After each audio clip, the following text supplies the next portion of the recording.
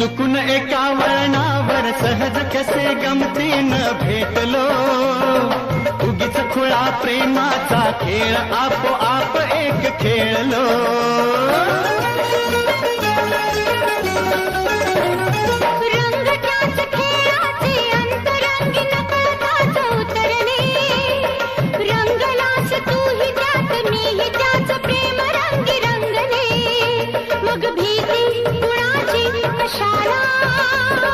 भीती कुणाची कशाला, भीती कुणाची कशाला, अगं भीती कुणाची कशाला.